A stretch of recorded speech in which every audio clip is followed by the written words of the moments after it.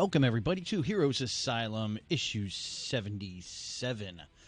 We want to thank all of our inmates, Padawans, and, of course, the Asylumites, as Kane likes to call them. How you doing, yes, Kane? They are the Asylumites, not the Padawans. Padawans. They're Padawans, not Padawans. The Padawans? Padawan. You're podcasting. Padawans. Oh, like, okay. So Padawans instead of Padawans. Okay. There you go. Yep. I'm just making sure. Shit on me. How you doing there, sir? I'm doing just fine. So, guys, we're here again once again for our another weekly in review. We're going to run down all the rumors, the news, just kind of whatever came across our news feed, social media, whatever you want to, whatever your poison is for catching some news. So, we're going to check those out. And let me change that around. There we go. There. Sorry, I had a light blaring right at my face. It's okay. So, all right, guys. So we're going to get started. Guys, make sure you do check out a Midnight Movie this week. We did have a special guest. Actually, this one won't be out for 2 weeks, so not this Wednesday. This Wednesday is going to be our follow-up, the sequel to The Crow. But the week after should be American Gangster. We had a special guest, not our normal guest that we've had in the past, but a different guest. So he will be back on definitely for future midnight movies stuff. So hopefully other people will start joining as well. I'm gonna start publishing it out on the Facebook page, and it's not hard to join. All you really need is just a phone. So that's it. Phone, computer. Computer. Yeah, it's just not hard. You don't need all the fancy equipment that we got. Yeah. You just don't be intimidated and don't be afraid, because normally when you do midnight movies, I'll be honest with you guys, let you know a little secret. Barely talk about the movie. Every once in a while, there might be a really good movie that we're just so involved in, but really, it's like last night. I think we got so far off a track of the movie. I think we were like 40 minutes, and I was like, "Wait, I'm so lost." And I had never seen the movie before, so I was like, "I got to rewatch it just to see what we missed," because I was kind of lost towards the middle and towards the end. Yeah, but still a good watch though, and still definitely a good listen to if you guys check it out in 2 weeks with our special guests. So. Yes, very good. So this week, some sad news coming from Hollywood, the geekdoms. Actually, more geekdom than anything.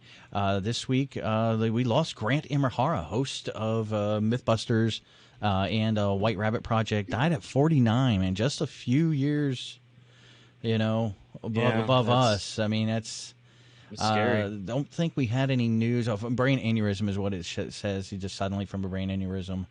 But yeah, it's just heartbreaking, especially for like the Discovery family. And he was also a big family with the Lucasfilms. He was a big one on the, I think it was the Force Awakens, and also I think some of the prequels he was working on as well. Yeah, he was a decent pillar in the nerd community. I know that. I saw like a lot of pictures on Instagram of him, like saying, rest in peace. Apparently he was a really good dude. So it's always sad to hear when we lose good people, because there's not enough good people in this world, and when you lose one, it sucks. Yeah, he had 9 years at Lucasfilm. He worked with THX, ILM. He was with George during the prequels, so we had that. He was also Matrix Reloaded, Matrix Revolutions, Galaxy Quest, Triple X, Van Helsing, Lost World, AI. Some great films that we all know and love.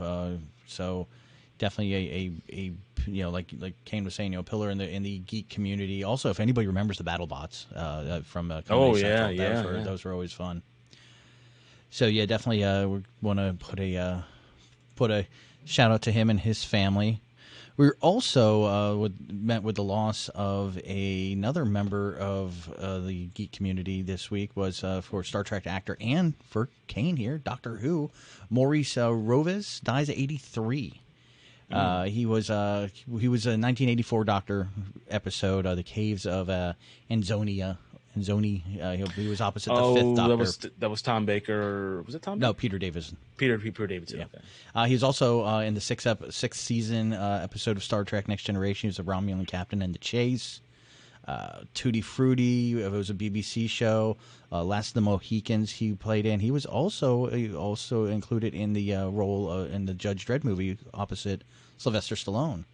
Oh yeah, that great Judge Dredd movie. Yes, yeah. Actually, the movie we watched last night had a member from that cast as well. Oh yes, it did. But yeah, so definitely, again, I won't say he's a well-known actor in the community, but he's definitely found a career and some love in the geek community. I mean, to be able to cross over to two of the biggest sci-fi franchises ever.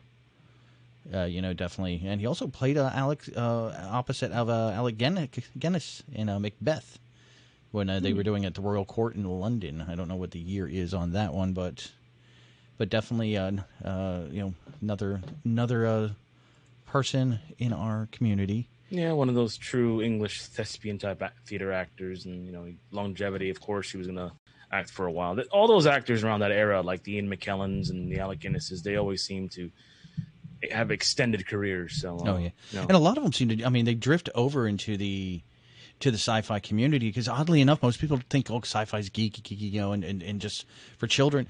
But when you actually sit down and look at some of the stories and a lot of the plots and what they're trying to cut across in their stories are very, very Shakespearean in nature. Exactly. Very classical artists. When you see a lot of these classically trained artists and actors crossing over, I mean, Patrick Stewart's a huge one. You see, and he's like, he probably thought it was just a job and a paycheck till he actually sat down and saw what, especially Gene Roddenberry was writing about, the change in the world and the change in the universe that we as humans can do if we get over ourselves and stop thinking just simply of ourselves.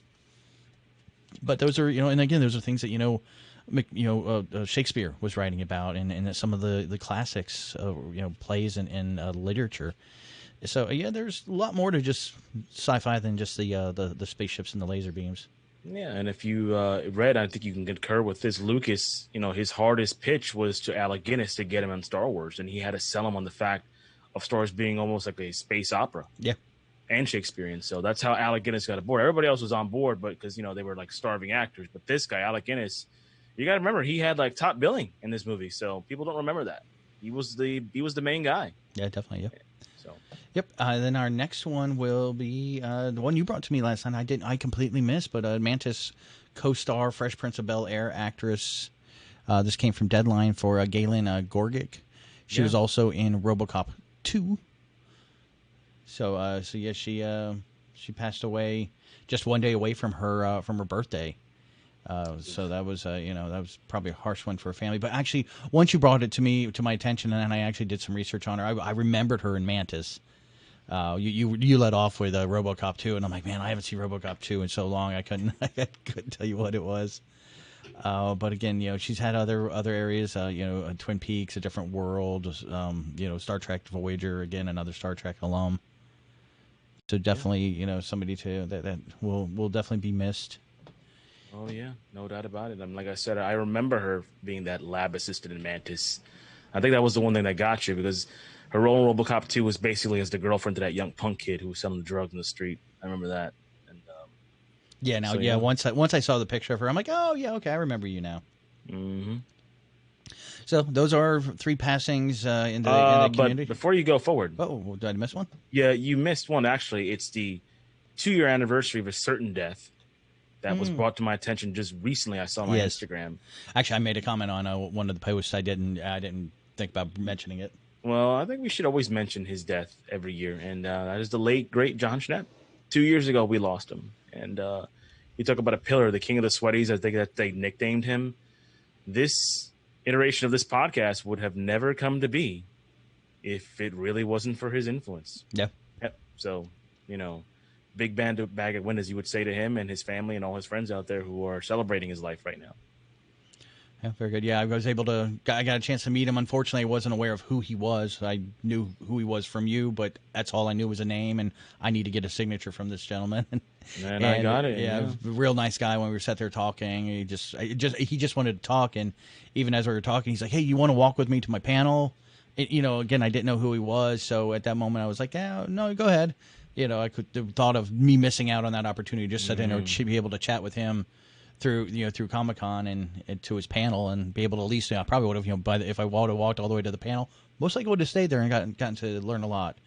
But you got an awesome video from one of our behind the scenes comrades. Still have that video to this day, and I might repost it on the page. Yeah, I definitely would. I was surprised. Yeah, when I read about it, I was like, I'll bet you that video will pop up here shortly.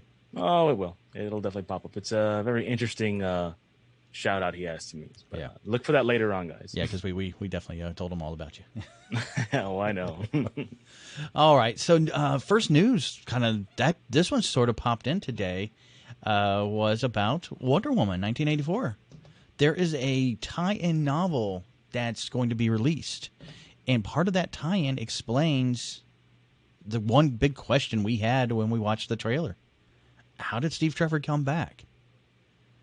And there is a moment in this that talks about that there is a stone that they come across, and that the holder can make one wish, and she makes the wish of bringing back Steve.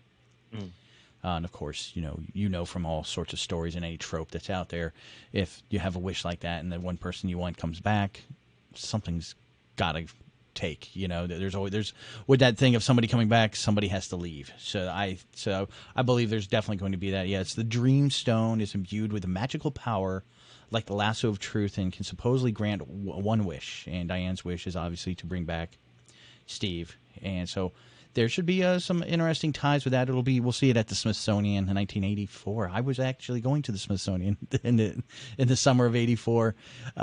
Maybe I'll be in the background waving. Maybe, yeah. They could CGI you in there. Yeah, let's hope.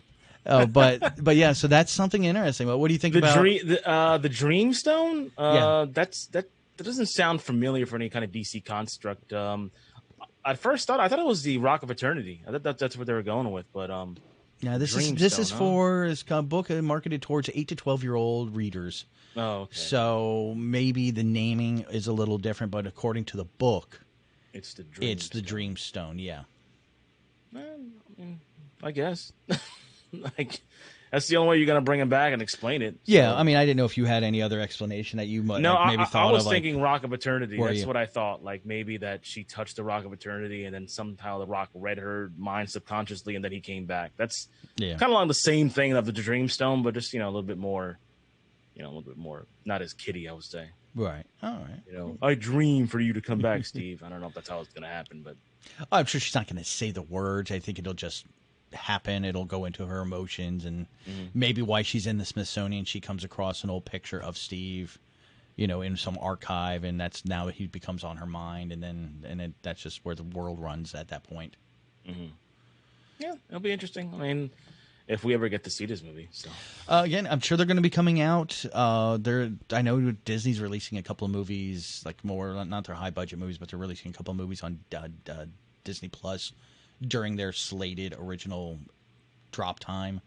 And the one and only something, or I read it real fast. I didn't recognize the movie. I just kind of brushed over it, but yeah, they're dropping that. So I mean, most likely you're probably if we're looking at theater shutdowns for the rest of the year, to get their money back, they're going to have to release it somewhere somehow, and I think that's going to be the best way.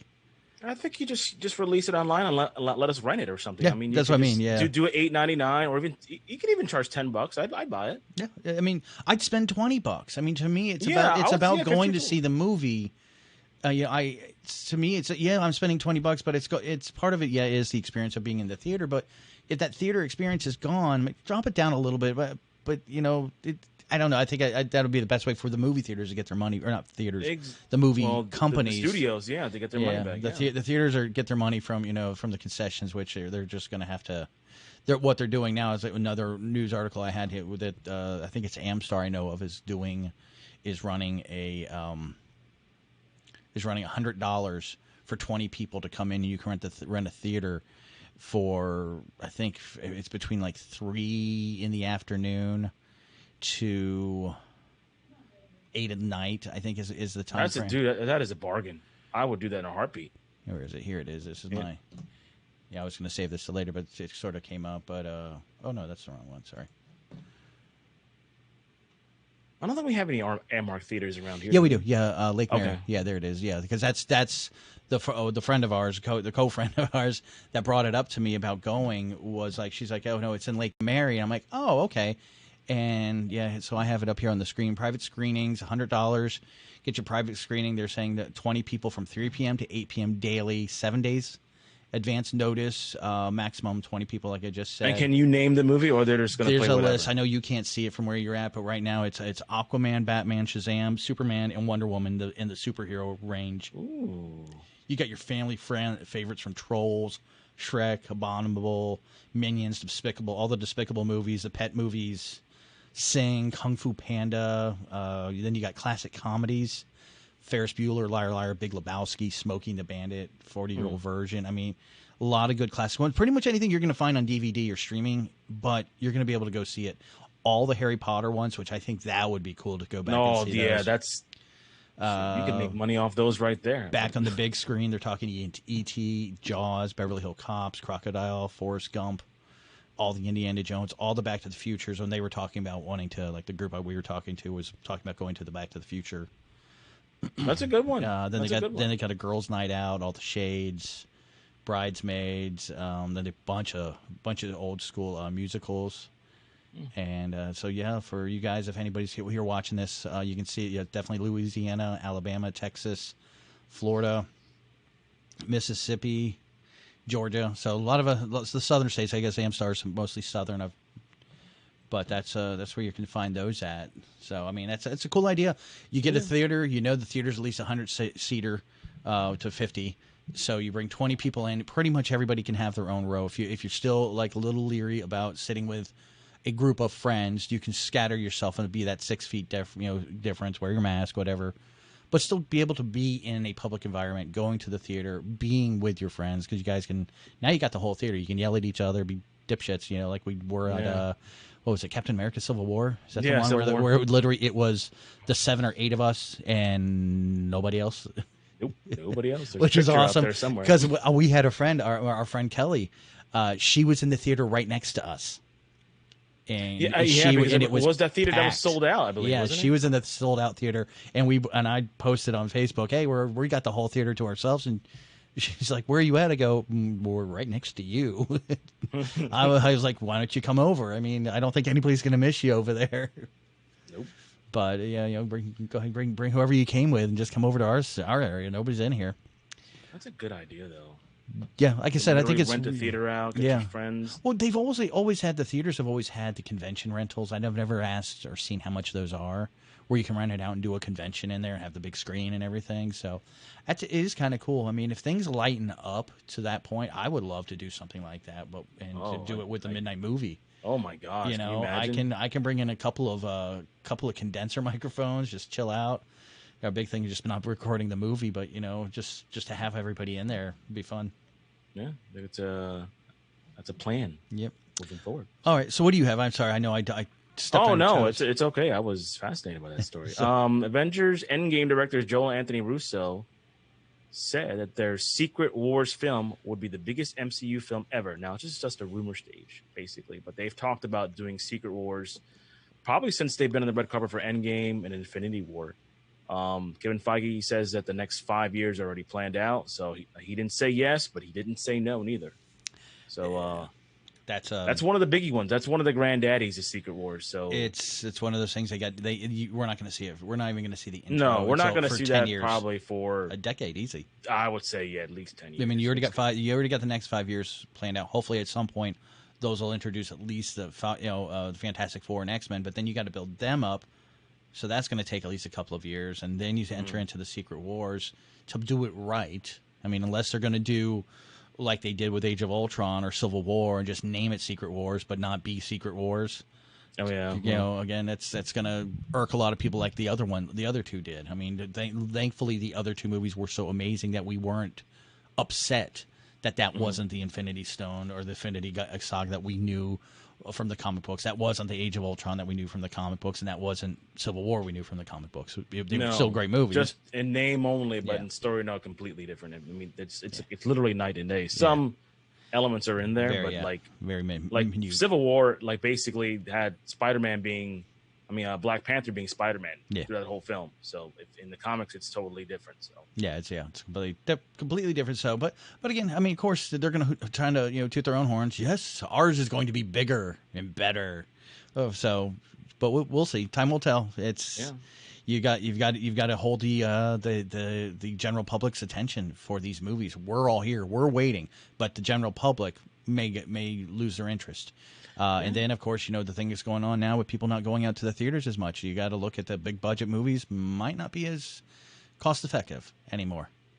So you got to look. Or they could just pull that budget back and just combine their resources. Because a lot of these movies, except for a couple of them, they really don't need. Like, do you really think a Batman movie needs to be $220 million? No, but again, it's everything that they're doing. Again, they're not doing the Batman that you and I have always talked and we want to see. We want to see that detective. That detective does not need to be a big budget movie. That can be a very low budget, no special effects. He doesn't need a special cool car to do all these sorts of things. Yes, give him a car. Definitely give him some sort of thing. He doesn't need a Batwing or anything like that. But make it more of a true crime noir detective story. And I think even your general public with a good crime noir story they'd be on board for it. Yeah, we'll have fun. Yes, it's not the big boom bang, hey, action packed fisticuffs flying that they're used to, but give them something they're not used to. I mean, one of the big ones is just left my head, the horror one, the horror Superman. Brightburn. Thank you. Right, yeah, I started with a B. Damn it. But that's superhero, but it's not superhero at all. You look at the last one that we just got on Netflix, the Old Guard. Yeah, the Old Guard. Again, comic book based movie, not a superhero movie, not a big budget. It's very low keyed. I'll even throw it out there. A lot of people didn't like it because it wasn't their Hellboy. But the last Hellboy movie, that was a low budget one as well. I liked that one. And I liked it too because it was more truer to the comic book than what everybody saw, but everybody was so used to their Hellboy and seeing Ron Perlman there, which I get. It took me a little bit to let that go, and once I released it, I was good with myself. So. Yeah, and I think I took your recommendation. That was, you were like, it's not the Hellboy you think, but it's the Hellboy that you want, and I think that's an accurate assessment because it's like one of those underrated movies. I think years from now, people are gonna be like, that Hellboy movie wasn't that bad. It's kind of like, I think it'll end up being like Dredd was. Dredd was like in the theaters. Nobody saw it, but when they left the theaters, people saw it. Now it is beloved, and now they're talking about making Mega City 1, which may or may not happen. Yeah, that would be great. But it kind of falls under the same area. Star Wars. We had a friend of ours booked, ready to go for her birthday to go out and check out the celebration out in Anaheim this year, and of course, got canceled. But just like everybody else is doing, they're doing a Force Fest virtual Star Wars convention, and that is happening the same weekend that the Anaheim convention was supposed to take place. That's going to be August 28th through the 30th. So it will be virtual. They're going to have, let's see, I don't know how much they have, a fan community, including Skywalker Through Neverland, Tatooine Sons, Chatter Squadron Around the Galaxy, a whole bunch of other events they're going to be doing. They're going to have to get everybody joined up for that. It's going to be gone through Make-A-Wish, so there's some promotion for, I guess, when they do announce what the ticket sales are going to be. Hopefully not too much. I mean, it is online. Yeah, it can't be that much. But it looks as though that is the route that they're going to go. So they're following suit with Comic-Con and with DC fandom this year in going virtual, which I think is great. So keep your eyes and ears peeled as to what it is. Look for the Force Fest, not the coolest looking logo, I gotta say. Yeah, not the greatest logo in the world, but hey, But definitely, they probably just put that together like last year. Like, let's just throw this up there. Yeah, let's just let people know what we're doing. This did come from StarWars.com, so this is legit. Just so everybody knows, I know on my page up here I don't have the where it came from, but yeah, it is. This did come from StarWars.com. So we couldn't make it for Celebration this year. We haven't gone in a couple of years, and I know our poor friend. She's really upset because she was hoping to hit not just the convention, but she was also hoping to hit Disneyland out there because she's a Disney nut. Oh yeah, just a little bit. She's a Mouseketeer.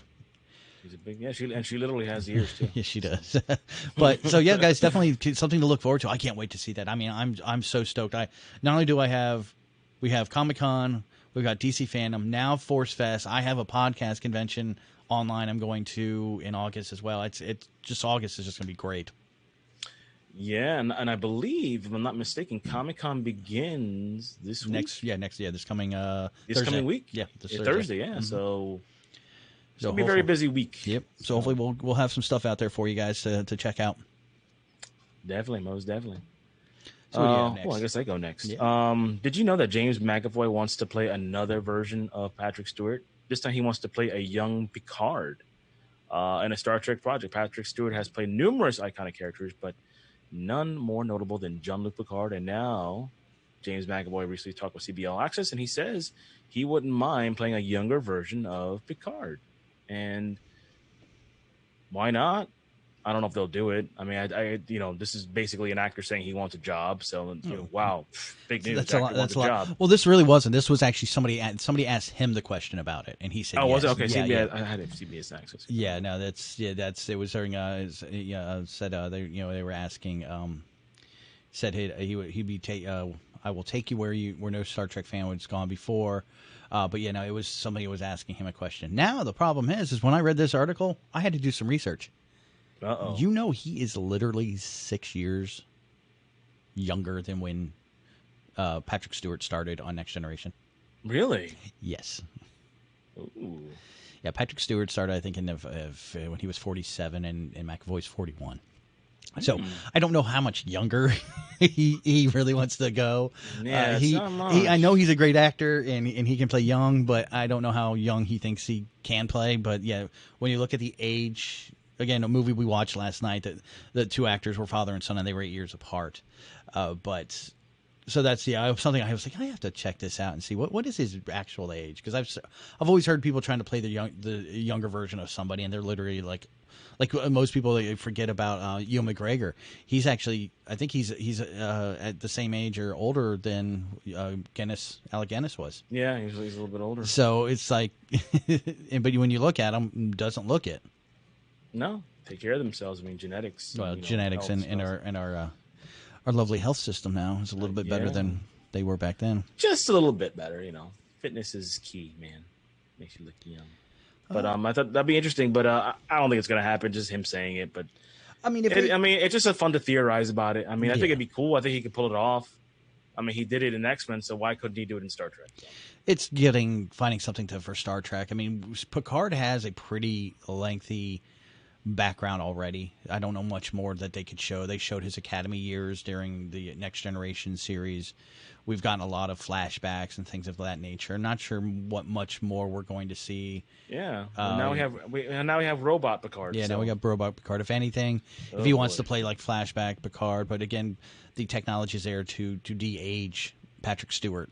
So it's a great idea, but not sure what he can do. Like I said, when you really sit down and you watch the bulk of Next Generation, a lot of Picard's youth in his early years before he became captain was covered.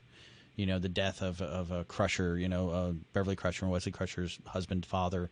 That's in there. We saw that. We saw the Pegasus, I think it was his first to second command. I think his second show. And then of course we see when he gets stabbed when he was younger into the heart, and so I mean we saw so much of it. I just don't know if there's anything left to show. Just go forward with Robot Picard. Yeah, that's all you can do. Yeah, we'll see what more they can do with that. Yeah, well. Let's see. Next, Star Trek shit. Other Star one. Star Wars. Yeah. Rumors coming down. Hayden Christensen rumored to finally return to the Star Wars for Disney Plus show for the Obi-Wan show that they are still working on. Of course, again, everything is still working, so I guess we just don't need to say it. But the Obi-Wan show that is up and coming, and hopefully I see some. I'd sure be great to see some flashbacks. I'm sure we don't need to see him in the Vader suit. But it looks like he will reprise his role as Anakin. It doesn't say Vader, so it says Anakin, making his Star Wars. Okay, that's just talking about how he came in. But just hasn't nothing more about it. Just the Obi-Wan show, he'll be there, so I'm sure we'll probably see flashbacks, maybe like further adventures I mean, I would love it to have it where, like, Obi-Wan, a few times Obi-Wan's just sitting there poking at a fire in the middle of the desert, and then he just, like, gets this flashback, has, war flashbacks and suffers from PTSD, and starts reliving, old Clone War battles.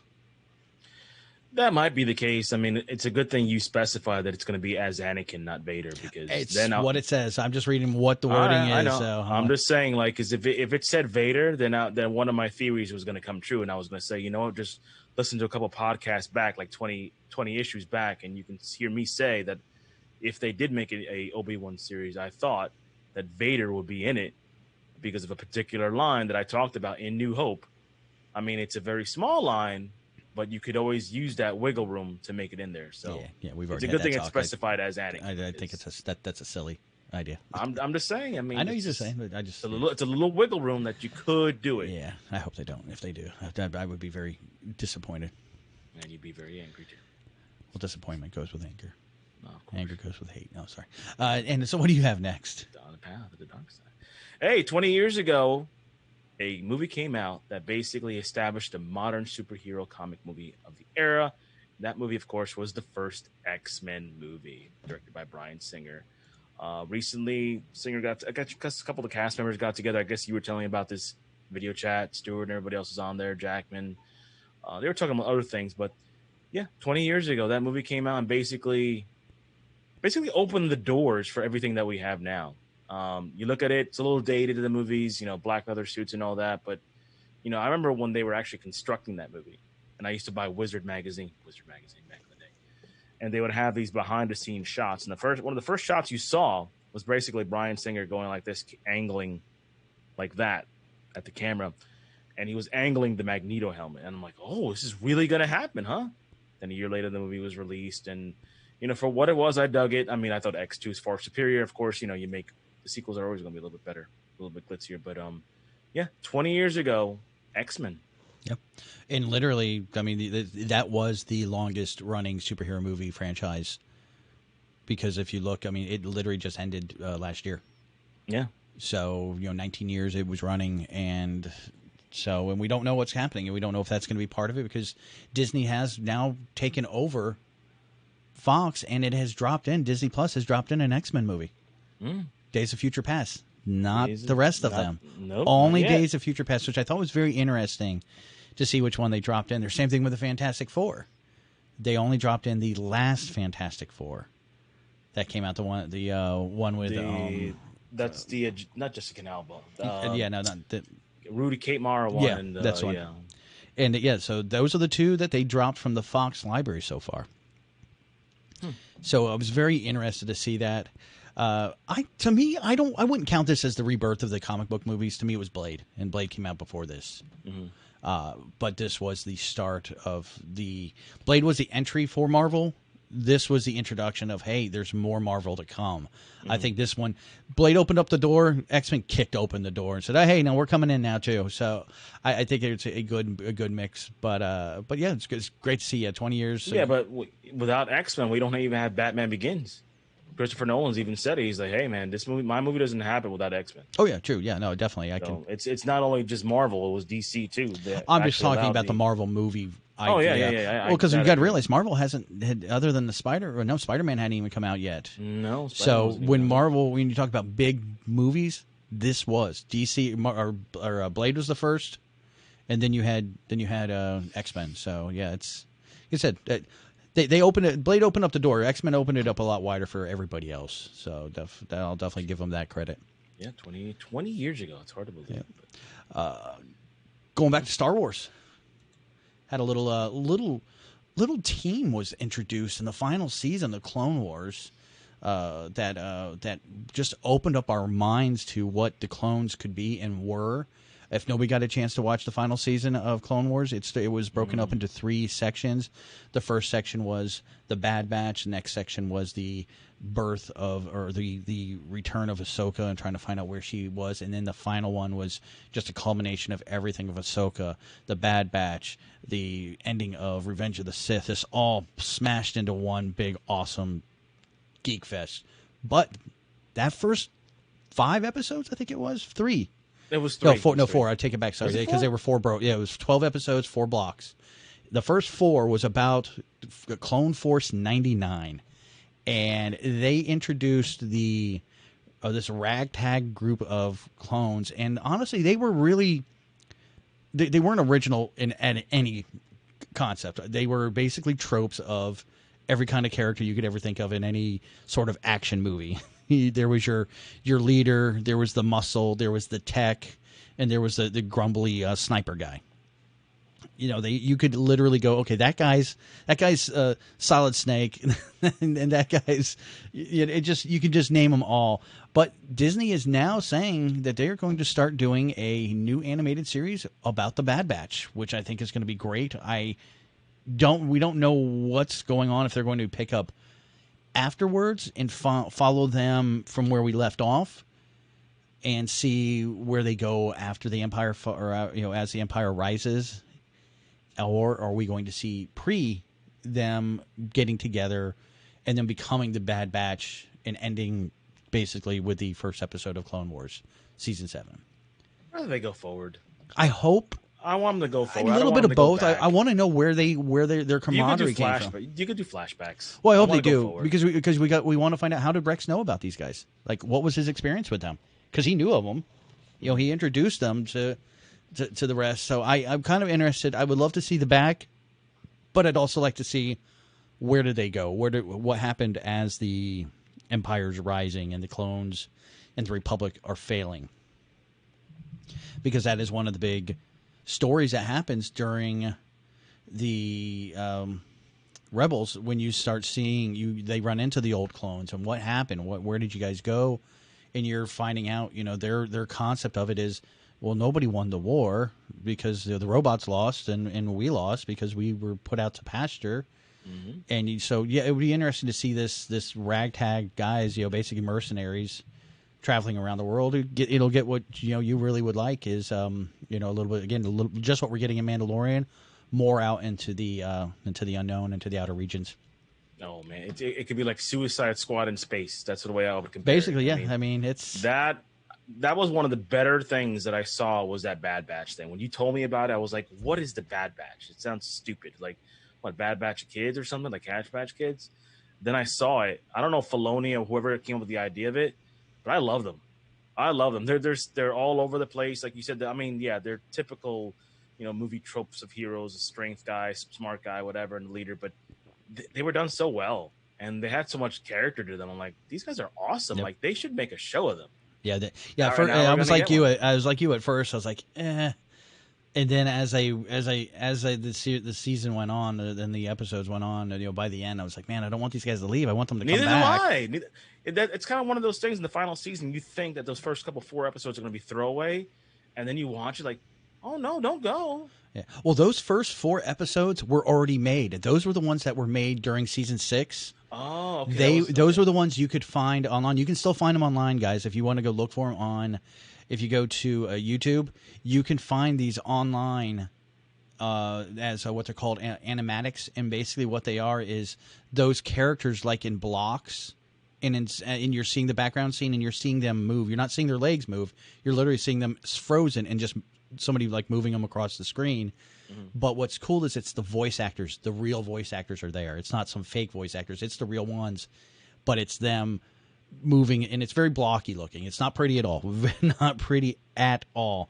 But I remember watching those, and I kind of dug it there. But then once I actually got to see the final product, I loved it even more. I want to see these guys run into the Mandalorian. That's what I want. I think you have a perfect setup right now with those guys. It'd be cool, like an episode he lands at some planet and they're just there. Yeah, well, again, you got to think Mandalorian. I mean, how old are they and everything like that? They're clones, right? They don't really, they age slower? Age normal. No, you saw Rex. Rex was, you pointed Rex out to me, Return of the Jedi. He was that old dude. That's right, yeah. Okay. So, and then you got to think this is 4 years after. Mandalorian's 4 years after. So they're old. They're, they're not immortal. Well, they have a version of Solid Snake where he's old and Metal Gear. So. Okay, that's Solid Snake. I just said he looked like Solid Snake, and his age. I don't know. Now you got Solid Snake. Well, he looked like it was either Solid Snake or Clint Eastwood. Sorry, he looked like this real great mixture of them. See, now I got Metal Gear in the head. I keep thinking of Solid Snake, Liquid Snake, and his dad. Or, I don't know. What, his dad, Grumpy Snake? No, wasn't his dad like the general? I don't know. I played like Metal he Gear killed 1. him, and then I played like, Metal Gear 1 or 2, and that was it. That's how. Okay, that's you didn't yeah. get like deep No. into like Patriot game. Okay, No. sorry. Okay, we'll check it out. Yep. You should play it. All right, so what you got next? Well, guess what? Hulu released their first images of, and I'm gonna say this. I don't want to sound sad when I say this. No, you can't. You can't help it. You do it every time. You say it with disgust. In fact, it's not sad. It's disgust. Listen for it, folks. Okay. There'll be a at the end of it when he says it. So Hulu has released their first episodes of Hailstorm. Is it It's Hellstrom. Hellstrom. It's not the band. It's Hellstrom. Can you? I wish it was Hailstorm. Yes, it's Hellstrom.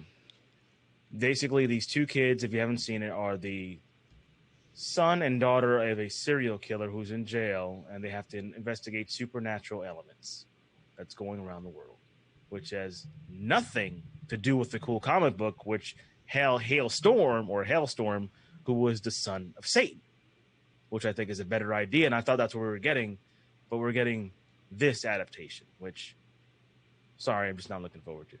Well, I don't really care about the images. I just had to report it. Like, if you're gonna dig this, that's great. But sorry, I'm showing the images. You showing the images? Yep. They look cool, but you know, it looks like it'll be good. I mean, it's not what you wanted one, but you got another one. That's on you. That's not on them. That was your fault for assuming that's what they meant. Well, that's what I read. I mean, I thought they were going to not adapt it totally, but at least to keep the premise like, hey, he's son of Satan. No, we cool don't. idea. But I guess he says they're son of a mysterious and powerful serial killer. That's all we're told. Yeah, there we go. That's all we're told. But no, you have to realize this is just the lead-in. They're not going to say they're the son of Satan. No, you're going to let that linger and go, okay, what is he? Is he... what kind of mystery? That's probably what they're going to start looking at. It's going to be very supernatural-esque, I think, is that they're going to, not only are they going around checking other things out and other mysteries out, they're on the trail of their father. And once they probably find out who their father really is, that's probably where you're going to get that show that you want. Okay, now I have an idea, though. If they do it, I don't think they're going to do it, but they may. If they're going to investigate this Marvel section of the supernatural, want to use some of the supernatural characters. They may. I don't know how much. What about Werewolf by Night or Frankenstein or the Invisible Man, the Mummy? You could use those guys. Well, they may. You got to remember back when they first signed this up, there were a lot of other Hulu, other Marvel shows supposed to be tied in, so they may be still tied in a little bit. So I just say I give this a shot because I know you in your supernatural realm. I think if you just get over the name and get over your fact that you thought it was something else and sit down and actually watch it, I think you might find something in there that you might like. Because again, it's everything I'm reading and the idea is that it sounds very supernatural-ish. Supernatural's ending, so this would be great for you to turn around and pick it up. And again, just I think what it will turn into is this mystery, powerful serial killer. To me, that breeds mystical. When you say mysterious and powerful. If it was just a regular serial killer, it would just be a mysterious serial killer. So that just leads more into it, and just find out, that they're in, their mother's in an insane asylum. So I'm sure she found out, she'd been boning devil. So sure she's not all healthy about it. So yeah, I think if you give it a chance, I think you might be okay. I know I gotta walk you through a couple of things sometimes. You're probably gonna have to walk me through it because. Got to walk me off the edge. Yeah, well, I'm getting ready to push you over the edge here. This month, actually, in a couple of weeks, we will be introduced to Transformers from Netflix. I have been dying to see this since, I don't know, April, May, March, something like that, when they first dropped the first original trailer. But on top of that, Netflix is also going to talks right now of getting reaction about bringing back the Beast Wars. Now, I know Kane and I are not of the generation that liked Beast Wars because, well, we got the original. We got G1. We were prime in the age of G1. G1 died. Went away. It had to. And, it went 3 seasons and it went away. And then a small group of time went by and then the next generation came out and, well, they didn't have G1. The only thing I think was out there was the Japanese stuff, and that wasn't really out there. And that generation was also, unfortunately, the same generation where studios found out about computer animation, and they created these characters. Now, I know your feeling about it. I feel it's the reason that they are not fans of what we watch because they couldn't watch what we watch. They didn't have access like people do now. You can't go into different apps and watch old shows. So they got what they got, and it was a Transformers show, and they enjoyed it. It did tie in loosely to our version of Transformers. Yeah, loosely. But again, I think this is great because again, everybody is getting their chance to see it. We're getting ours again. We're getting G1 on Cybertron. We're seeing the war of Cybertron now in Netflix, and that's what, 2 weeks from now, I think, or a week from now, week and a half from now. Was it next week? Is it next week? I thought it was the end of the month. I thought it was the end of July. I thought it was July 31st. I might be wrong. It might be the 24th.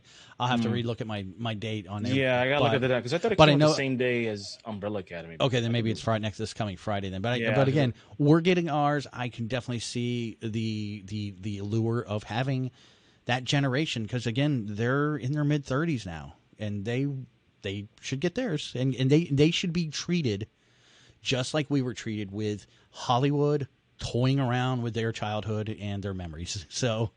Get ready, 90s kids. Your Transformers aren't going to be your Transformers. Oh boy! But I mean, again, it's theirs, and I think it's great that they're going to have their chance to get it. I mean, I'm not on board with this. Sorry. Well, you don't. I never got into Beast Wars, and to be honest, I've never met anybody who says, "Hey, man, have you ever checked out Beast Wars?" I'm like, no. Well, you don't really know a lot of Transformer fans, do you? I don't. Yeah, maybe that's why. That's probably why. And if they do, they never mention Beast Wars. Even at the Winchester, if I talked about the Transformers, they would say, "Oh yeah, G1." I never. Well, that's what everybody knows about because that's what Transformers the movies was based off of. This only had one run, and that was it. And this is how many seasons was Beast Wars on? I don't know, 3, 4. Was it 3? I don't know. Think that was that hey, many. we were only 3. G1 was only 3 seasons. You had the first 2 seasons of the movie and then the final season after the movie. We didn't go that long either. So it's not about longevity. Transformers in Japan was decades long, but for us here in America, that's all we had. So I think it's great. Let them have it. Guess what? You don't have to watch it. You can sit over there being grumpy all by yourself, old man. No, not my stuff. I don't like it. That's right. I'm going to be set in my ways. I'll be watching you sound on like somebody. Netflix, July 26th. You sound like somebody else right now. No, hey now. Just saying. Let's not go down that path. All right. So what do you got next? Hey, did you know the Devil's back? Yes, I heard about that. Yeah, he's back, man. He's back. I heard he's got 2 kids, and there's going to be a show about him. I like how that came back around. Very well done.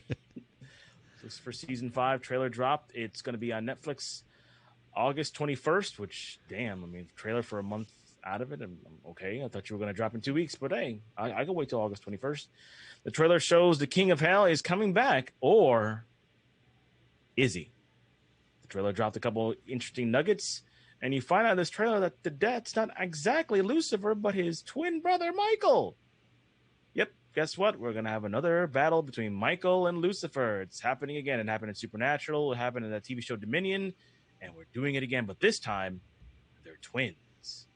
And I believe in the Neil Gaiman novels, this Michael's based on the character, I think I talked to you about this, is Michael Demagos. He's an archangel. He is the twin brother of Lucifer. And in the Gaiman versions of the novels, things don't work out too well for him.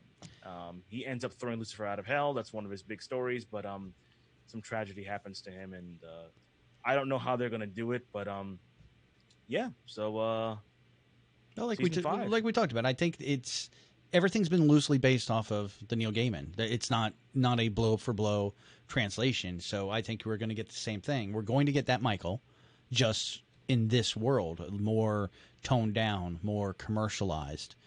And so I think we're going to see that. Yes, he is going to be the one that threw Lucifer out. He is going to be that Michael, and there probably will be a twist for Lucifer to come back. The article I read about it also threw out a suggested related read, recommended read, and that was for Lucifer Omnibus Volume 1, to make sure to read that and tie in. So because that's where all this took place. Oh, really? You got to send me that link then. Yep. because I didn't even see that one. So yeah, it's definitely they're saying say hello to Prince of Hell 2.0 for Lucifer season 5 trailer, and that's what they talk about is like make sure you do read the omnibus for volume 1. So again, I guess nothing's going to be direct replay.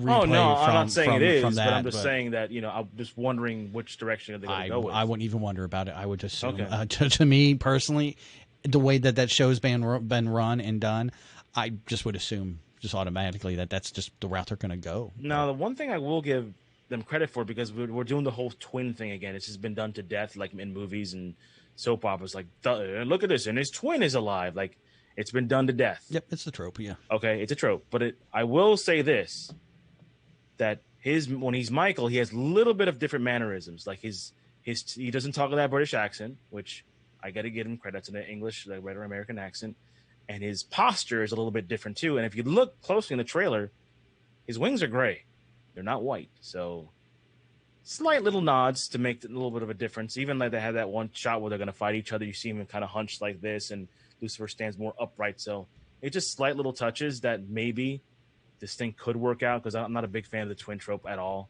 except for Twins with Danny DeVito and Arnold Schwarzenegger. That's a masterpiece. But I think it's gonna. I think it'll work. So very good. Yeah, I'm looking forward to it. I finally got caught up, and once I saw this, I was like, okay, this is cool. And this is the normal time frame. You were like, oh, it's a month away. Yes, usually how Netflix goes. They drop it, and then a month later it's coming out, because they always pre-plan their months ahead. So yeah, that's all they're doing. They're saying, hey, next month that's what you're going to get. Like I said, when we got the Transformers trailer earlier, we were talking about that. That was supposed to be a month late. Actually, that was 2 months later we were supposed to get it, and then the lockdown happened, and then they pushed it back further and further, which made no sense because everything I knew they were done with it. So. Next one I have is Mandalorian star Giancarlo Esposito is possibly joining MCU as Doctor Doom, which I was interested in. I think has done a great job on Mandalorian. I know his role is very, very small, but everything else I've seen him in has been looking really good. Yeah, I was actually talking to you about him being Mr. Freeze. That's one of those race changes that I wouldn't mind. Like he's such a good actor that he can really do anything. But Doom wouldn't be a bad choice neither. I could see him as Victor Von Doom. I could see him ruling a country in Latveria and all that. Why not? Yeah, I mean, he's phenomenal actor. I mean, he's playing this. Who's he playing in Mandalorian? John Gideon or something? No, Moff Gideon. He's one of the former Moffs. He's also in Boys season 2. He's also going to be coming back as the main antagonist. Or one of the antagonists in there. Far Cry 6. This guy plays bad. He's pretty good. And especially the Moff character. The Moff character is really, when I saw Doom and how Moff is presented as this better than you kind of character, that to me reminds me of Doom. He is always a little, I'm better than you. My raising was better than you. I'm smarter. I'm stronger than you. So I definitely could see those coming around. But yeah, who you described sounds a little bit like Khan, a little bit, slightly like Khan. Khan had that complex too, where he came from the superior society, where he thought. Well, Khan was superior in just genetics, so that was. But he also presented himself like that too. Even in the old school TV series, when Kirk first meets him, like he talks, I am. I forgot his whole name. It's a whole big name. This is my name. This is where I come from. I come from this family, and he was very, very intelligent the way he speaks. And then Moff Gideon looks like he's going to be that character as well, especially with that Darksaber. So. Yeah, well, the Khan from Star Trek, the original one, that he wasn't that way. No, he was genetic. So the one you're talking about was the more recent one where he was from a uppity family. So yeah, it's different versions of Khan. You sure? I thought they were the same, because they come from like this superior race. No, the race they were genetically created soldiers. Okay. In the original one, they were genetically created soldiers, and that's what they were there for. They were there to kick ass and take names, and they were just put away when they weren't needed anymore. Yeah, the whole backstory to that one is a very interesting point, and it's in the fact you brought up Picard earlier. It's brought up about Picard, about when they with the synthetics and how they turned their back and they were going to turn off all the synthetics. They kind of did the same thing with these clones and these genetics. Right. Okay. So yeah, it's all very very interesting in backstory when you look at what Star Trek did with those. But yeah, I could definitely see Esposito picking up Marvel. He's already part of the family with working with MCU, so a switch over. Basically, don't go to this studio today. Go to that studio over there, and go to that room. And Put this hood on real quick. And again, just everything he's done, and I can't wait to see him in The Boys season 2. Also, I mean that's another one. I didn't realize he was in The Boys season 2. Neither did I. Then I saw him in the trailer. He's there with a ex Supernatural alum. Jim Beaver's in there too. Yep. So definitely something to look forward to. More to come from Esposito. Yes, sir. And what do you got next? I'm done. I had my 5. Oh my God! No, you are not. Well, did I have more? You had one more you were supposed to do, sir. What?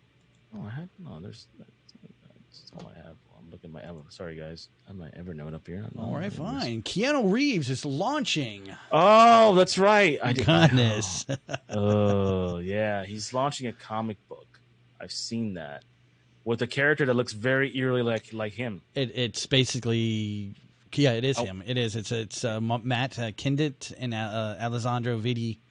Are doing Berserker, and which follows an immortal warrior in search of answers about his existence. So, yeah, very, very much. Yeah, and folks, if you see the picture here, that is Keanu. If you're not sure, that is it's John Wick. It's the guy from Cyberpunk. Yeah, it's all wrapped up in one. Yeah, it's Ted. Come on, man. It's him and a beard and the long hair, just like he is. It's a short series, 12 issue miniseries.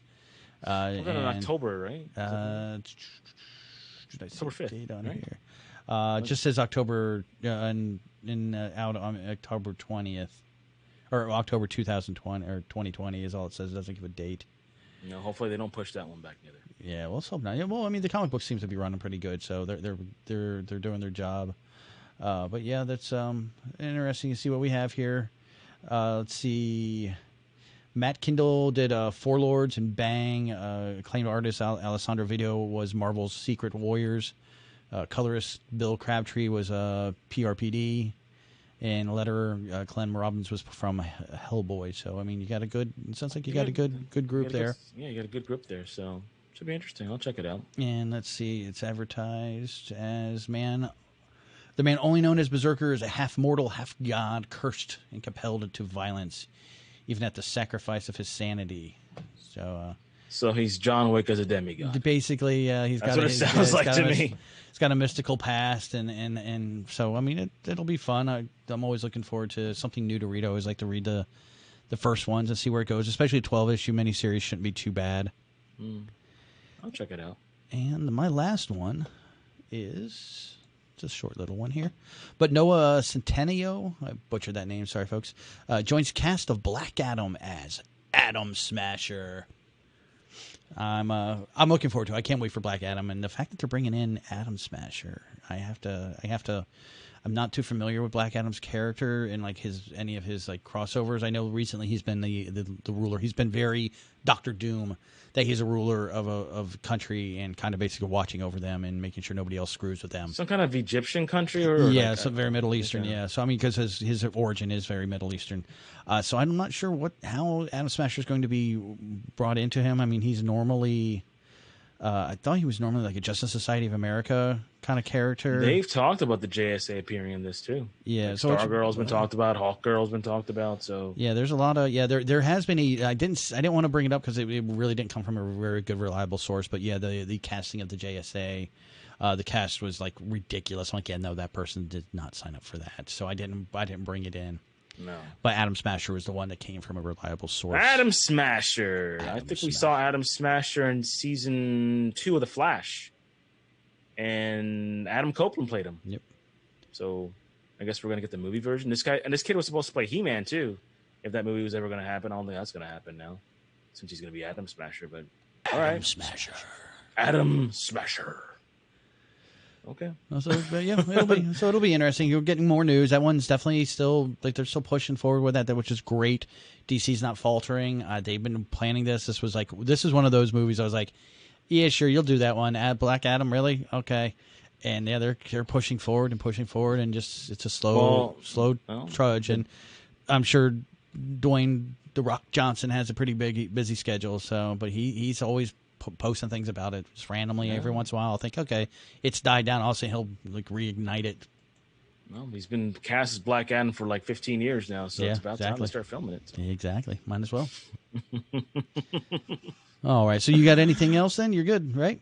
I am good, man. I'm good. All right. Did you have any reads this week that you wanted I to talk did. I about? had a couple reads actually. I got this one here.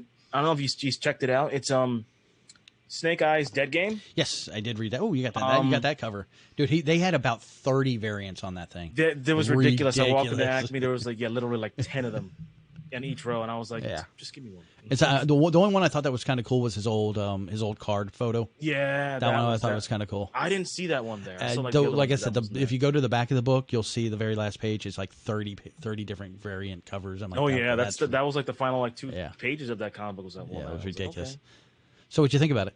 I liked it. I thought it was different. I mean, it basically was all about Snake Eyes and just showed some stuff like at the beginning with this dead sword. That's the main thing. The dead sword by this mummy type creature, and he's fighting this Viking type guy with Mjolnir, and they hit each other. Then it goes to present day. Snake Eyes is on a mission, and I guess they're trying to rescue somebody, and they find out they rescue old General Joe Cole. Yeah, that's the only moment I went, really? Can we just let that go, please? Like, really? Yeah. I mean, it couldn't have been like, Duke. Yeah. Why'd it have to be Joe? Why you gotta be Joe Cole? And why does Joe Cole look like Wolverine? I don't know. Yeah. It's just weird choice. But it's very weird. I've every time they went decades without mentioning Joe. They would maybe once in a while, oh, that's where we got our name from. But that would be it. But then they finally introduced him into the regular G.I. Joe storyline, and I'm like, no, don't do that. Oh yeah, I don't. I just rather he just a name in the past. I don't want him to be introduced now. Now he's part of the team. It's just a little weird for me. Yeah, it is. Yeah, just odd. But I kind of like the premise. I don't know where they're going with this mummy dude who looks like he's 8 feet tall. You mean Fred Bug? That's what he looks like. He does look like Fred Bug. He looks like Fred Bug, but like the 80s comic book version. I was like, why are they bringing Fred Bug into this, man? What'd he do? He does. Oh my gosh, he does look like Fred.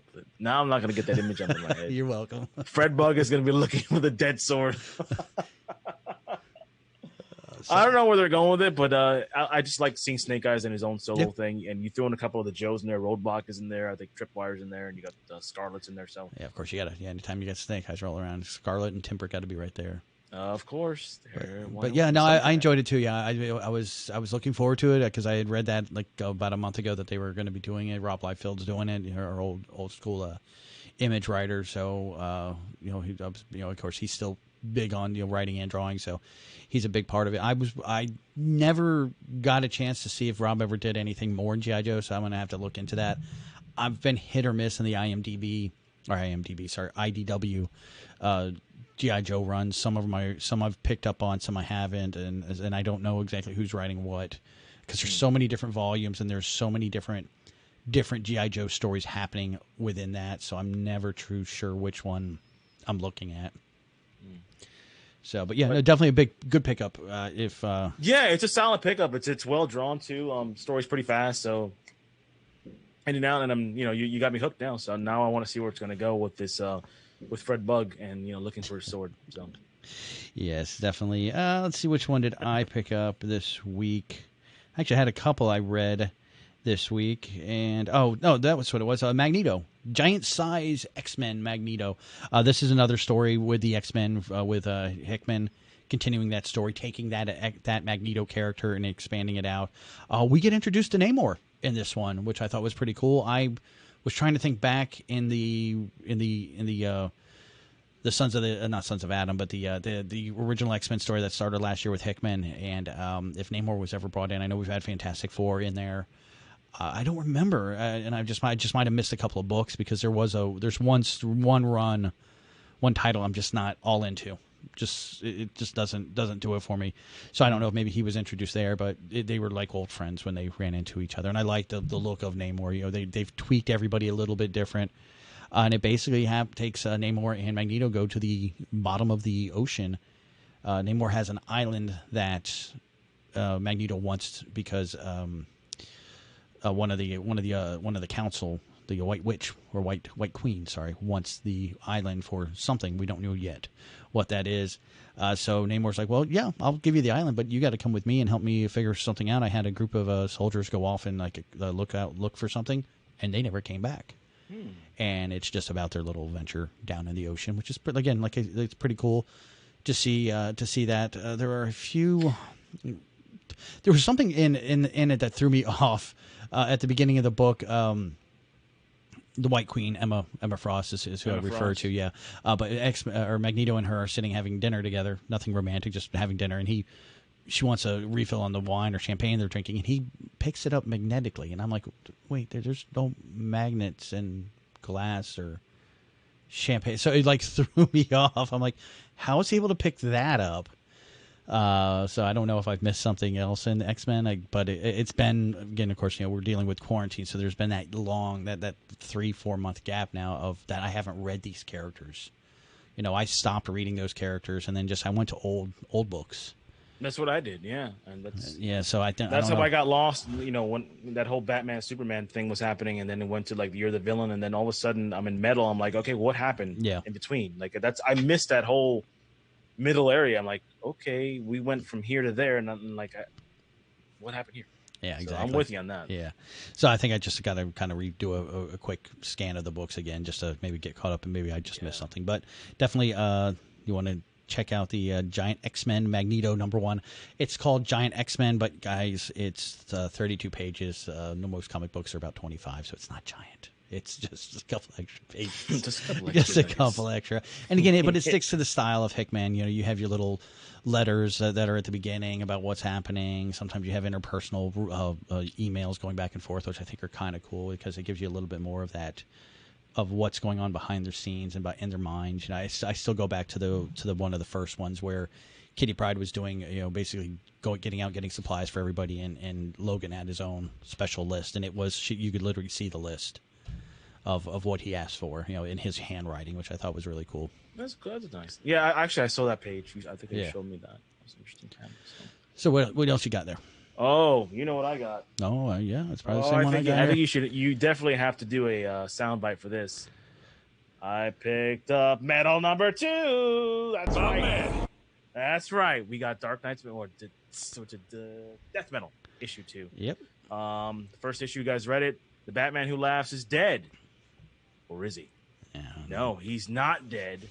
His mind got transferred into the body of Dr. Manhattan. Now he's this totally omnipresent, powerful being. Basically, the whole premise of the comic, and you can correct me if I'm wrong, Wonder Woman has an idea to stop Perpetua from destroying all the multiverses and all the worlds in the world. And what is that? She wants to go back to the past. That's why she's trying to get Wally West's speed up to a point where he can do this, to go back to all the past crisis events to get this crisis energy, to use it to stop Perpetua and recreate the universe from there. Now, you got me with going back to all the past crises. If they do it well, that's kind of cool. You're going back to Infinite Crisis, Final Crisis. There's so many crises. It's ridiculous. I think, what is it, an Endgame Crisis? I don't know. Zayas Crisis. They're going to go through that too as well. So, but I like the artwork. I kind of dig Wonder Woman with the blue little tip hair. That's kind of cool. You see another version of a Dark Knight Metal Batman. He's like a Batmobile, but he talks. It's kind of like Knight Rider, which is kind of strange. And then you see another one that's kind of like a T-Rex, and he talks. Yeah, that T-Rex one. I was like, what the fuck is that? I'm like, what the hell? And then you get the birth of the Robin King, I guess, is going to happen in this one. So yeah, I thought it was going to happen, but it didn't happen, and we just see that there's one Robin left over, and he's like, I guess you're going to be the dude. Come on. I was like, oh, just show it now. Yeah, I know. Why are we showing him walking away and not seeing it? I was really kind of upset. And then the Batman Who Laughs morphs into something else, Dark Death Metal. I don't know what the hell he is. Some kind of demon now, but yeah. Whatever. So that's issue 2. Looks good. It's still crazy and insane, and we go forward. So I don't know if you checked it out yet. But. Oh no, I read it when the day it came out. Yeah, because I've actually been keeping up with these, and I just wasn't all that on it again, because I'm still having the same issues I've been having with the others. Just the storyline's just too kind of out there. Like I said, the one you were talking about, and we sort of already kind of discussed this last night, was the whole thing of putting his brain into Dr. Manhattan. I was just like, what? Why are you trying to make him more powerful? He's already powerful enough, or was powerful enough. You could have had him come back into some other way, but transferring it's just like one ups. It seems like they're literally going, okay, I'm going to one up you now. Then I'm going to make him more powerful. I'm more powerful and more powerful. I'm like, That was one of the boredom things of Superman. He got too powerful. There was literally a run in the 90s of Superman where he got so powerful he became this behemoth of just nothing but muscle. It was post, it was after he came back from the dead, and like his cells were so oversaturated that his body was just like taking all his power in, and it just became too much. And then that's when they depowered him for the late 90s and then the 2000s, and then of course he does his huge power, and then they drop him down to where he magic and kryptonite are the only thing that can stop him, and then it changes. I keep thinking of the version of that where they called him Superman 1,000,000, where he absorbed all these suns and he's like that was in the future. Well, that was a future one. That was where what he did is Lois died, and everybody he knew was dead. All the superheroes he knew were gone, and he's like, I have nothing left here, but I know he built basically a fortress of solitude in the sun, so he just went there, and then the rest of the superhero communities just took off. His bloodline just that one chart from Ideology where you see the chart of genealogy going through, as one person has 50, 60, hundreds of descendants. Well, that's what happened with Superman. They all still had a super gene in him, so the world was sort of taken over by super genetics and superheroes all in general. They had a Batman that lived on Pluto, because that was the prison world or prison moon now. I didn't know that. Yeah. Oh, dude. Yeah, you got to Pluto. Yeah. You got to send me that link to that. I haven't read that one. Oh no, dude. Yeah, you got to read the 1,000,000 one. But yeah, and then at the end of the 1,000,000, Superman came back with Lois, who was a metal woman, not metal men. She was a metal woman now. And then there was peace at the end. It wasn't that he was super powered. He was that was a time of peace that he was coming back, and that was the whole point. Is they wanted the Justice League from the 90s to be there when he returned, so he could see his old friends.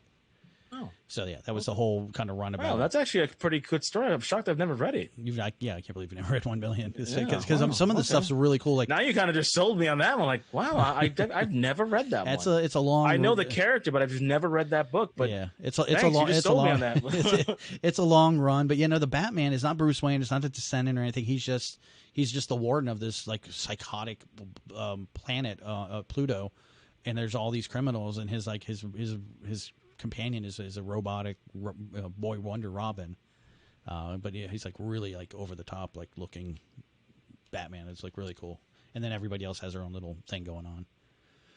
But so yeah, no, that was my thing with the Dark Knight. I just felt like it seems like they're just starting to one up some and get more powerful. And you're gonna hear me say this now, because I like the Batman Who Laughs. I don't like where they're going with this Batman Who Laughs, who's a god now.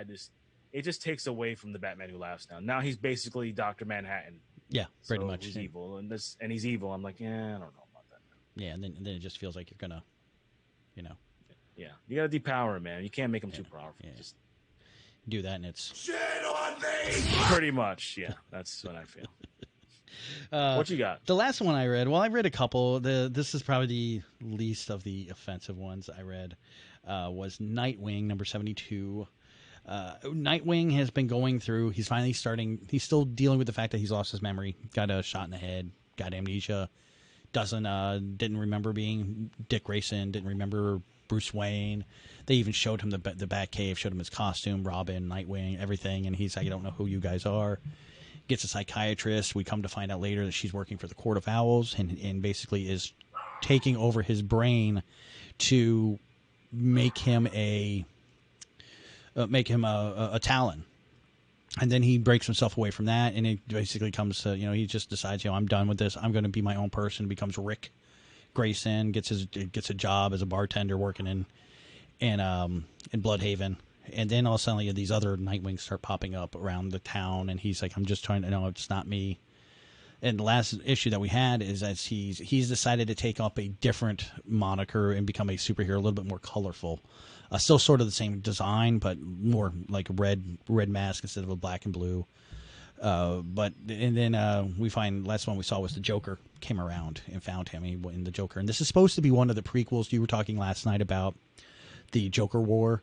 This the number 71 for Nightwing was supposed to be a prequel to the Joker War, and I think this is also it. And he basically Joker gets a crystal that the psychiatrist was using that was working for the Court of Owls that she used on Dick to like take his mind over. He gets a hold of the same crystal, and we don't know at first if his mind's been taken over, but we eventually find out it was. And it's really this issue is more about Barbara and her getting to Bloodhaven, meeting Dick's new girlfriend, because his girlfriend's the one that's like trying to reach out to somebody. She like makes she does the crow. She makes a bat symbol out of lighter fluid and lights it on the ground. Oh, so she's like, oh well, you showed up, and Barbara literally shows up as a human, like in her regular civilian clothes. And she's like, well, you're not who I wanted. And she's like, well, you must know Dick. And she's like, I know who he is. And she's like, then you know what I can do. And she's like, yeah, but I was hoping for somebody else. She's like, not happening. And so then they find out. And then basically we get introduced to Punchline, Joker's new second-class Harley Quinn, the Kmart of Harley Quinns. And that's where we're kind of laughing. I like how you put that, by the way. Well said. Well, she is. I mean, she's a second-rate. She's another version of Harley Quinn. Even Batgirl makes the comment that you're a second-rate Harley Quinn, and something about Harley wouldn't even waste the time of wiping your blood off her clothes or something. Like Barbara even gets a little jab at her. I'm like, ooh, man. Ouch, I guess the Bat family's a little bit more partial to Harley than they are this one. I guess so. Well, isn't Harley working with Batman now? Depends on which version you're looking at. I think one of them she is like they're going after I don't know. Well, there's the one I was raving about all last year, and then earlier this year, the White Knight series. Her and Bruce are a couple, but they have feelings for each other. But he's too involved in the war, but he wants to make sure that she's safe, her child's safe. He's taking care of her in that aspect, and there is a little tension. But he's like, I just my rule is, or my mind and my life has to be about this. I've got you though. It's because her kid was the kid of the Joker. So, but again, like I said, it depends. There's so many. There's one of the biggest complaints I've had recently was there's too many Batmans, too many Spider-Man books out there. I don't know which book when you pick up a Spider-Man or Batman book, you don't know what book you're picking up or what continuity you're picking up, and you just don't know, because you could pick up one Batman here and then pick up another one, 2 books over. It's been released, within a week's apart, and they're 2 different storylines. Like if you pick up, if you picked up a Batman of, was it Grave? Yeah. If you pick that up and then you pick up the Dark Knight, you're not going to know. That's 2 different stories. So 2 different stories, and even Metal that's not even connected too. Yeah, that's what I meant when I didn't mean Dark Knight. I meant that meant Metal. Yeah, I mean it's just too many out there, and I think people just are going to get lost. And I think a lot of it needs to get just drilled down to just one Batman in the DC continuity regular, and then maybe one in just the Black Label, and just have them. And I think Black Label's great for the one-off. Black Label's all right. Black Label's okay. Well, Black Label will work for their more one-off shots. Mm-hmm. Just do those strange 4 issues that have nothing to do with any continuity, but it's tagged, on the cover, this is Black Label. This has nothing to do with regular DC. Mm-hmm. I think they just need to get back to that, because it just, even me as a hardcore fan of the books and a reader, and I understand the crossovers and different continuities, even me, I get a little, I'm like, man, where are we at now? It can be a little trying. I know you talked about you had your old man moment with the Transformers. I'm gonna have my old man moment with comic books. Back in the 90s when I was reading, and Batman had 4 books, and all 4 books were in the same universe, followed the same story. You just had different artists and different writers telling it, so it would just still be in the same continuity. You knew that from Batman to Dark Knight, you were in the same story, just somebody else is telling that issue of that story. So basically, Batman needs a crisis event. Yeah, everybody needs merge everything together. Unfortunately, in this day and age, everybody needs a crisis right now. Let's clean house. All right, well, that's the last one I have. I have one more. And I gotta say, it's it's Empire. This one. Oh, is that which one's that? Go down. Is that the? Okay. Is it? Oh, the Captain Marvel. Okay, I read the Fantastic Four one. I didn't get a. I tell you what, I was 3 pages in and I stopped reading it. You felt I did the same thing with I just the beginning with the whole Kree thing, and they're in this weird forest with plant people. I'm like, what is this? And I stopped. Yeah, I didn't even finish it. The Fantastic Four was very similar. They were on a Kree planet, I think, and they were watching, like in a arena, watching a battle. I was like, what is this going? It's to me, I don't know where it's going, and I didn't even finish it. Yeah. I just didn't like it. I like the art. I mean, just one thing. The art's great. It's like it draws. The art keeps drawing me back to it. I keep reading, trying to finish reading that book. I've done it like 3 times because the art just pulls me in. I'm like, man, it's great art, but what's going on? It's just I didn't finish it. So Yeah. if any of you guys finished reading that book, let me know, because I didn't. Yeah, I stopped after 4 pages. I'm like, no, I'm done. I tried the Empire prequel one they had like a month ago. I guess it was like a bunch of the hints of what was going to be happening, but even that I was kind of like a little lost on. So yeah, and it's not because I hate Marvel. I don't hate Marvel. It just the story didn't get me in there. Just if it had cool characters, I probably kept reading it, but it's just like nothing happened. Yeah, it was nothing happening. Maybe I have to give it another chance or finish the book. I don't know, but maybe. Yeah, maybe. I got nothing going on tonight. Maybe I'll attempt to get to page 5. All right, guys. Well, that is it for the Heroes Asylum. We want to thank you guys for listening, downloading, subscribing, and checking out us out on YouTube. If you did find us here, make sure you guys do check us out on heroesasylum.com. It is a ever-growing website, but you're going to get the most out of life in going and visiting us at the Heroes Asylum Facebook page, which you can find links for that there, and you can find links to all of our social media at streamers/heroes_asylum.com, or you can listen to Kane.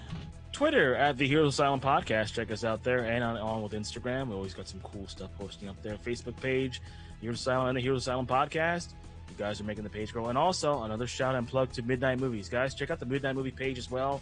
It's me and the captain. Sometimes we'll have a guest, sometimes we won't, but usually we'll just sit down there, watch a couple movies, have a couple cocktails, have a couple laughs. Here's another secret. Yeah, and make sure you guys check out the Heroes Asylum Facebook page, because that's when we do release any Midnight Movies. You'll see the links there, so you'll get everything there. You'll be there. Check them out. And as always, from the captain, me to you, get to the asylum, kids.